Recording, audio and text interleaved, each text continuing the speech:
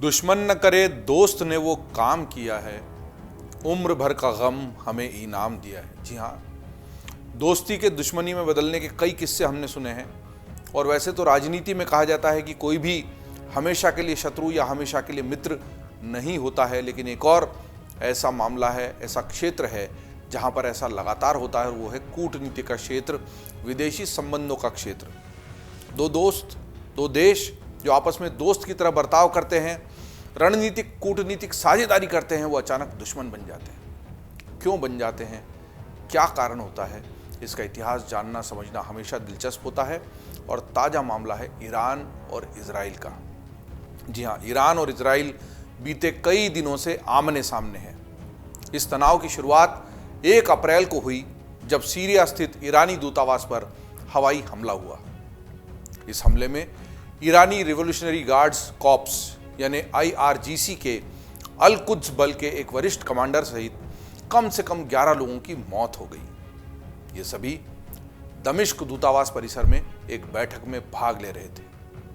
हमले का आरोप इजराइल पर लगाया गया, हालांकि इजराइल ने इसकी जिम्मेदारी नहीं ली। इस हमले के ठीक बाद ईरान के सर्वोच्च नेता अयतुल्ला अली खमेनेई ने कहा कि इजराइल को उसके इस ऑपरेशन के लिए दंडित किया जाना चाहिए और उसके लिए किया भी जाएगा।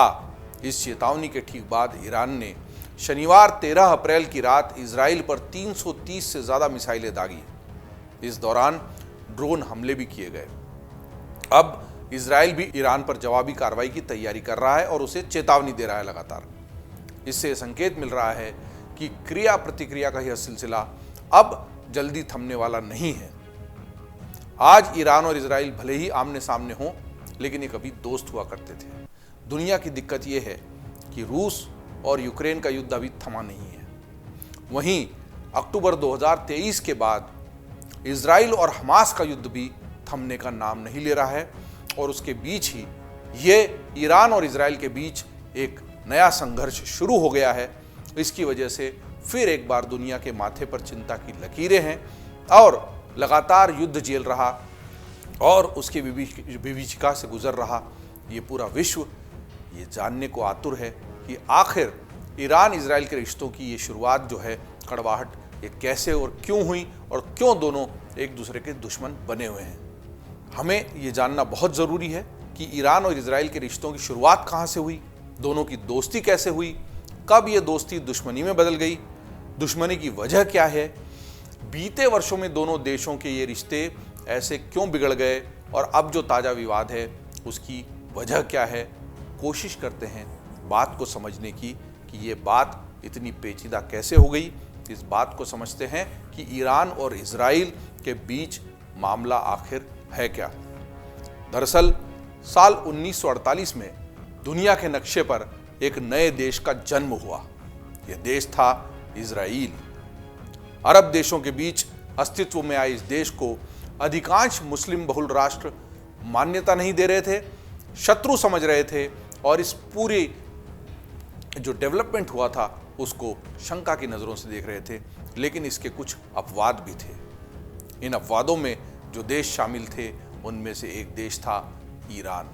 जी हाँ, ईरान वो चंद देशों में से एक देश था जिसने इजराइल की स्थापना को राष्ट्र के रूप में मान्यता दी थी। उस वक्त ईरान में पहलवी राजवंश का शासन था और इस राजवंश ने आधी सदी से अधिक समय तक ईरान पर शासन किया था। पहलवी राजवंश अमेरिका का समर्थक था और इसी तरह इजराइल को भी अमेरिका का समर्थन प्राप्त था। आज जिस फलस्तीन के समर्थन में ईरान खड़ा है, उसने उस वक्त ईरान के इस कदम को यानी इजराइल के को मान्यता देने के कदम को नकबा यानी तबाही बताया था और फलस्तीन ने कहा था कि एक तरह से दुनिया ने इस तबाही को मौन रूप से अंतर्राष्ट्रीय स्वीकृति दी है। कहा जाता है कि इजराइल बनने से 7 लाख से अधिक फलस्तीनी अपनी ज़मीन से बेदखल हो गए थे। शीत युद्ध के उस दौर में ईरानी शासन को अमेरिका का समर्थन मिला हुआ था और वहीं इजराइल को भी अमेरिका और पूरे यूरोप का समर्थन प्राप्त था। ईरान में भी बड़ी संख्या में यहूदी रहा करते थे। यहाँ तक कि आज भी पश्चिमी एशिया में इजराइल के बाद सबसे ज़्यादा यहूदी ईरान में ही रहते हैं। 1956 में ईरान में हुई जनगणना के अनुसार उस समय ईरान में लगभग 65,000 यहूदी रहते थे। हालांकि ये माना जाता है कि उसके बाद ये संख्या घटी होगी, लेकिन उसका ठीक ठीक बाद का आंकड़ा उपलब्ध नहीं हो पाता। देश बनने के बाद इजराइल ने भी अन्य देशों से संबंध स्थापित करने के प्रयास शुरू कर दिए। इजराइल ने ईरान की राजधानी तेहरान में अपना दूतावास स्थापित किया। दोनों ने एक दूसरे के अपने राजदूत नियुक्त किए। व्यापारिक संबंध भी बढ़े और जल्द ही ईरान इजराइल के लिए तेल आपूर्ति का एक प्रमुख स्रोत भी बन गया। यहाँ तक कि एक बहुत महत्वपूर्ण जो दोनों के बीच में निवेश हुआ वो ये हुआ कि दोनों ने 1968 में एक तेल पाइपलाइन की शुरुआत की, जिसका उद्देश्य ईरान के तेल को इजराइल भेजना और फिर वहीं से इजराइल के रास्ते यूरोप में भेजना था। नक्शे पर देखें तो ये बहुत सुविधाजनक भी था। जो भौगोलिक स्थिति थी वो उसके लिए ईरान के लिए यूरोप तक अपना तेल पहुंचाने के लिए इजराइल बहुत सही जगह पर स्थापित था। लेकिन साल आता है 1979 का। जी हाँ, 1979 में ईरान में इस्लामी क्रांति होती है। ईरान की सत्ता पर काबिज शाह मोहम्मद रजा पहलवी को देश छोड़कर भागना पड़ता है। वहीं वर्षों के बाद देश से बेदखल चल रहे अयतुल्लाह रुहुल्लाह ख़ुमैनी देश लौटकर आते हैं और ईरान की सत्ता पर उनका कब्जा हो जाता है। जी हाँ, अयतुल्लाह रुहुल्लाह ख़ुमैनी, ये नाम ध्यान से याद कर लीजिए। ईरान की सत्ता पर उनका प्रभाव बहुत गहरा है और बड़ा है। वो नहीं है, लेकिन ईरान आज जो कर रहा है उसकी भूमिका अयतुल्लाह ख़ुमैनी ने ही उस समय इस्लामिक क्रांति के दौरान लिख दी थी। ईरान की इस इस्लामिक क्रांति के बाद दोनों देशों के बीच के संबंधों में खटास की शुरुआत हो गई। इस क्रांति के बाद कभी फारस कहा जाने वाला पारसियों का देश रहा ईरान एक इस्लामी गणतंत्र के रूप में बदल गया। इसीलिए वहाँ से बहुत सारे जो पारसी थे वो दुनिया के अलग अलग देशों में भाग गए और भारत में भी जो बहुत सारे पारसी हैं ये उसी वक्त की इस्लामिक क्रांति की वजह से उनको भारत में आकर शरण लेनी पड़ी। ईरान के नए सर्वोच्च नेता ख़ुमैनी ने उस वक्त विश्व शक्तियों को अहंकारी करार दिया और उनकी मुखालिफत की नीति अपनाई। उन्होंने विश्व शक्तियों के क्षेत्रीय सहयोगियों के खिलाफ खड़े होने का ऐलान किया। वो मानते थे कि अपने हितों को साधने के लिए फ़लस्तीनियों सहित ये दूसरों पर अत्याचार करेंगे, यानी यूरोपीय और पश्चिमी देश दरअसल फ़लस्तीनियों के और ईरान सहित अन्य अरब के देशों के दुश्मन हैं। हालांकि ये रिश्ते तत्काल पूरी तरह से नहीं बिगड़े। इस्लामी क्रांति के बाद एक शिया उलेमा का सत्ता पर कब्जा हुआ। पड़ोसी देश इराक की सत्ता पर उसी समय एक सुन्नी तानाशाह सद्दाम हुसैन का शासन था। जी हाँ, सद्दाम हुसैन, ये नाम भी जब भी हम सुनते हैं तो पूरा का पूरा पश्चिम एशिया का और उधर की दुनिया से देखें तो मध्य पूर्व का इतिहास आंखों के सामने घूमने लगता है। अस्थिरता के दौर से गुजर रहे ईरान पर सितंबर 1980 में सद्दाम हुसैन की सेना ने अचानक हमला कर दिया था। जी हाँ, 80 का वो युद्ध बहुत ही ऐतिहासिक दृष्टि से महत्वपूर्ण और पश्चिम एशिया की भौगोलिक और ऐतिहासिक स्थिति को बदलने वाला युद्ध, वो युद्ध जिसमें नर्व गैस से लेकर अलग अलग तरह के नए नए हथियारों का उपयोग किया गया। इराक को इस पूरे युद्ध में अमेरिका का साथ मिला। देखिए, दोस्ती दुश्मनी की बात से हमने इस बात को समझो को शुरू किया था, कौन कब किसका दोस्त बनता है, कौन कब किसका दुश्मन, और इस सब में अमेरिका जैसे ताकतवर देश की भूमिका क्या है। ध्यान से समझिए, 1980 के युद्ध में जब इराक ने ईरान पर हमला किया सद्दाम हुसैन के नेतृत्व में, तो अमेरिका का पूरा समर्थन मिला था। और वहीं इजराइल, जो अमेरिका और यूरोप के देशों के, ब्रिटेन के समर्थन से बना था मूलतः, उसने ईरान का इस युद्ध में समर्थन किया। मतलब वैसे इजराइल और अमेरिका दोस्त, एक दूसरे के समर्थक। आज भी जब हमास का हमला हुआ है तो कोई सबसे मजबूती से इजराइल के साथ खड़ा है तो वो है अमेरिका। लेकिन इराक और ईरान के मामले में दोनों एक दूसरे के दुश्मन धड़े के साथ दिखाई दिए थे। सद्दाम को अमेरिका की ओर से मदद मिल रही थी। सद्दाम को उम्मीद थी कि वो कुछ ही दिनों में ईरान पर जीत दर्ज कर लेंगे, लेकिन ऐसा हो नहीं सका। ईरान के सुप्रीम लीडर ख़ुमैनी सद्दाम को इस्लामी क्रांति में बाधा के रूप में देखते थे। उनकी सेना डटी रही और इराकी नेता को उखाड़ फेंकने के प्रयास में युद्ध जारी रखा गया। कई वर्षों तक चला यह युद्ध किसी भी नतीजे पर नहीं पहुंच सका। न सद्दाम हुसैन ख़ुमैनी को सत्ता से बेदखल कर सके और न ख़ुमैनी सद्दाम को सत्ता से हटा सके। फिर अमेरिका पर आइए। देखिए, अमेरिका किसी देश को अपने मोहरे के रूप में, शतरंज के बिसात पर बिछे एक मोहरे के रूप में किस तरह इस्तेमाल करता है। दुश्मनी ईरान से थी, खत्म ईरान को करना था। पहलवी शासन जो था वो अमेरिका के समर्थन से चल रहा था और अमेरिका की तरफ देखता था हर मदद के लिए। तब तक अमेरिका को कोई दिक्कत नहीं थी। जैसे ही इस्लामी क्रांति हुई, ईरान उसको दुश्मन नजर आने लगा और भविष्य में ईरान ज़्यादा बड़ा दुश्मन नहीं बन जाए, इसलिए मोहरे के रूप में इराक का और सद्दाम हुसैन का उपयोग ईरान के खिलाफ किया गया। दुनिया के ये समीकरण बेहद दिलचस्प, पेचीदा, लेकिन एक महत्वपूर्ण संकेत की ओर ले जाने वाले हैं जिसको आप बेहतर समझ सकते हैं। इस युद्ध का एक और दिलचस्प पहलू भी था।